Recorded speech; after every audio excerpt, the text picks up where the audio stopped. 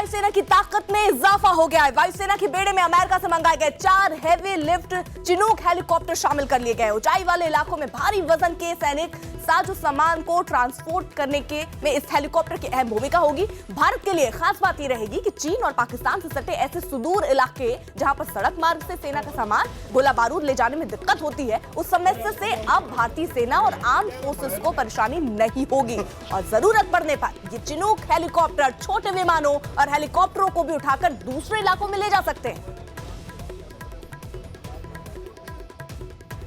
भारतीय वायुसेना की ताकत आज से बढ़ जाएगी। भारतीय वायुसेना के बेड़े में अमेरिकन कंपनी की ओर से इंपोर्ट किए गए 4 चिनूक के हेलीकॉप्टर हैं जो कि आज शामिल हो जाएंगे। चंडीगढ़ एयरफोर्स स्टेशन पर ये फिलहाल 4 हेलीकॉप्टर खड़े हैं और इनको आप देखकर अंदाजा लगा सकते हैं कि इन हेलीकॉप्टर की खास बात यह है कि ये हेलीकॉप्टर हैवी लिफ्ट हेलीकॉप्टर्स हैं, यानी वॉर लाइक सिचुएशन में जब जो चाइना और पाकिस्तान से सटे हुए जो इलाके हैं, अगर वहाँ पर कोई भी सामान पहुँचाना हो, कोई भी हथियार, गोला बारूद या फिर सैन्य उपकरण पहुँचाने हो तो उसको ले जाने में हेलीकॉप्टर काफ़ी मददगार साबित हो सकता है। इस हेलीकॉप्टर की खास बात यह है कि ज़रूरत पड़ने पर अगर लेह लद्दाख के जो इलाके हैं, इसके अलावा सियाचिन के जो इलाके हैं, अगर वहाँ पर बर्फ़ हटानी है, कुछ और सामान लेकर जाना है तो उसमें भी इसकी मदद ली जा सकती है।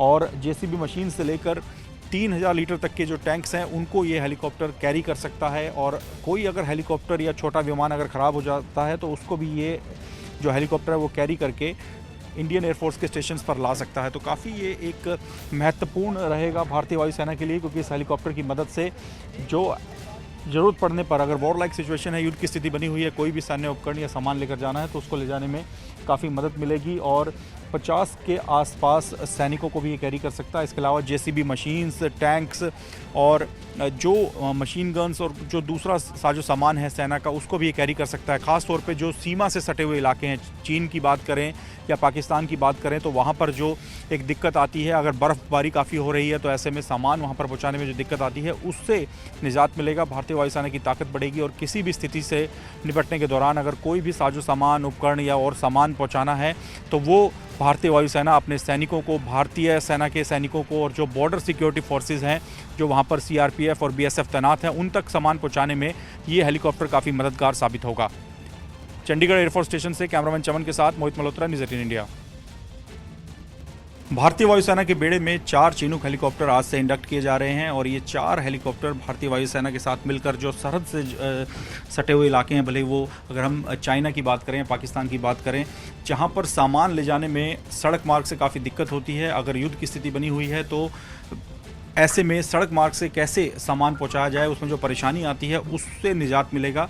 इस हेलीकॉप्टर की खास बात यह है कि इसके अंदर 30 से लेकर 55 तक सैनिक भी बैठ सकते हैं और इसके अलावा छोटी जेसीबी मशीन्स, 3000 लीटर तक के टैंक्स भी इसमें कैरी करके सरहद से जुड़े इलाकों में पहुँचाए जा सकते हैं। भले ही रेगिस्तान का इलाका हो या फिर बर्फ़बारी का ऐसा इलाका जहाँ पर सड़क मार्ग से जाना मुमकिन नहीं है, वहाँ पर इस हेलीकॉप्टर की मदद से जाया जा सकता है। तो फिलहाल ये हेलीकॉप्टर हम अंदर से आपको दिखा रहे हैं, काफ़ी मददगार साबित होगा भारतीय वायुसेना के लिए। 2 पायलट इस जो डबल रोटर जो हेलीकॉप्टर है, ज़्यादा पावरफुल ये हेलीकॉप्टर है, उसको चलाने के लिए इसमें बैठ सकते हैं। और एक और ख़ास बात जो है इस हेलीकॉप्टर की वो ये है कि किसी भी जगह, भले ही वो रेगिस्तान का इलाका हो या फिर बर्फ़बारी का इलाका हो, सियाचिन के जो इलाके हैं जहाँ पर सामान पहुँचाने में भारतीय सेना के पास और जो दूसरी आर्म्ड फोर्सेज हैं उनके पास जो सामान पहुँचाने में दिक्कत होती है, वो सब ये हेलीकॉप्टर कर सकता है। साथ ही जो छोटे विमान और छोटे जो हेलीकॉप्टर हैं, अगर वो किसी कारण से उनमें कोई तकनीकी खराबी आ जाए तो उनको कैरी करने में भी ये हेलीकॉप्टर काफ़ी मददगार साबित हो सकता है। तो ये इस हेलीकॉप्टर की खास बात है। भारतीय वायुसेना के पास अब ये 4 हेलीकॉप्टर अमेरिका से आकर जुड़ जाएंगे, जिसके बाद भारतीय वायुसेना की ताकत काफ़ी बढ़ जाएगी। चंडीगढ़ से कैमरामैन चमन के साथ मोहित मल्होत्रा, न्यूज़ 18 इंडिया। और अमित शाह ने आगरा में एयर स्ट्राइक पर सवाल उठाने के लिए कांग्रेस पर हमला बोला। उन्होंने कहा कि पीएम मोदी के नेतृत्व में बालाकोट में एयर स्ट्राइक हुई, लेकिन कांग्रेस और विपक्षी पार्टियों ने इस पर सवाल उठाए।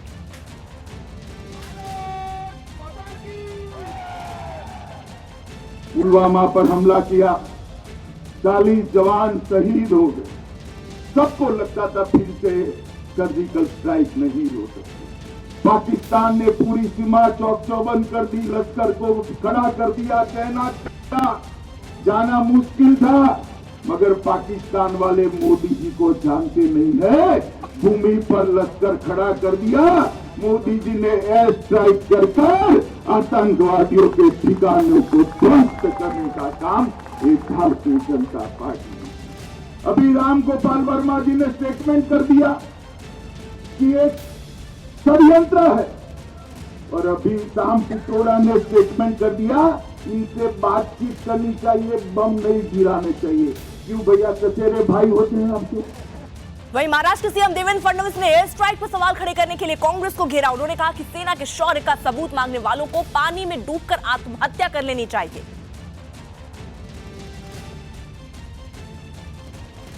या ठिकाणी सर्जिकल स्ट्राईक झाला की नाही याचे पुरावे मागतात।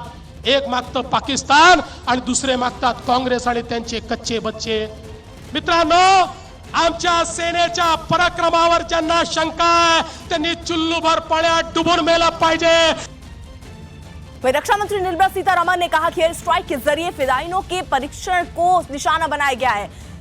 उन्होंने कहा कि आतंकियों को प्रशिक्षण देने वाले और आतंकी दोनों पर निशाना साधकर हमला किया गया। The classes for training Fidayins was going to start. So as soon as it had to start, we wanted to hit. So the students and the trainers were all targeted. So that's the muhurat.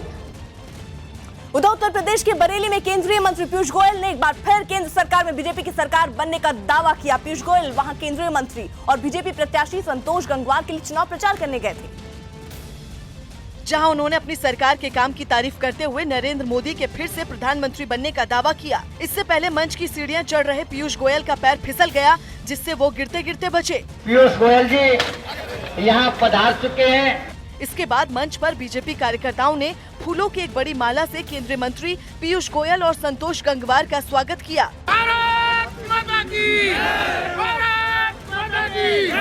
इस दौरान आतंकवाद के खिलाफ भारत के air strike की तारीफ करते हुए पीयूष गोयल ने प्रधानमंत्री नरेंद्र मोदी की तारीफ की। बालाकोट में आतंकवाद के जो जड़ थी उस पर हमला करके आज इस देश को सुरक्षित करने का काम माननीय प्रधानमंत्री नरेंद्र मोदी जी ने किया।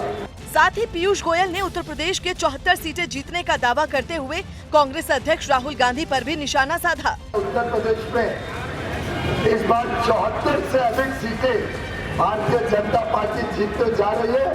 74वीं सीट तो आप सब समझते हैं, वो तो अब शायद उत्तर प्रदेश से भाग रहे हैं। बरेली में 23 अप्रैल को तीसरे चरण के दौरान मतदान होंगे, जिसकी नामांकन प्रक्रिया 28 मार्च से शुरू होगी। उधर पाकिस्तान में अपहरण के बाद धर्म परिवर्तन और निकाह के मामले में पीड़ित हिंदू बच्चियों ने सुरक्षा के लिए कोर्ट से गुहार लगाई है। इस बीच निकाह में मददगार बने एक शख्स को भी गिरफ्तार किया गया। इन हिंदू लड़कियों का अपहरण के बाद धर्म परिवर्तन कराया गया। नाबालिग लड़कियों ने पंजाब प्रांत में कोर्ट का दरवाजा खटखटाया और अपने लिए सुरक्षा की मांग की। आप नए पाकिस्तान के प्राइम मिनिस्टर है ना, ये आप जरूर रिपोर्ट कीजिएगा। आप नए प्राइम मिनिस्टर है, आपको ये नहीं पता कि आपके होली के त्योहार के दिन लड़की को उठाया जाता है। आप उसी वक्त अपनी फेडरल गवर्नमेंट को कहकर सिंध पुलिस उनके अंडर में आती है, फेडरल गवर्नमेंट अंडर में आती है, सिंध हुकूमत में नहीं आती है। आप उनको ये कहकर नहीं कह सकते कि लड़कियों को रिकवर करें। उनको 2 दिनों के बाद 48 आवर्स के बाद इनको एहसास होता है, जब आपकी जो एक्सटर्नल अफेयर्स की जो मिनिस्टर हैं सुषमा स्वराज, वो ट्वीट करती हैं, वो इस पर एक्शन लेती हैं, तो आपको तकलीफ होती है कि ये इंडिया वालों ने इस पर क्यों आवाज उठाई।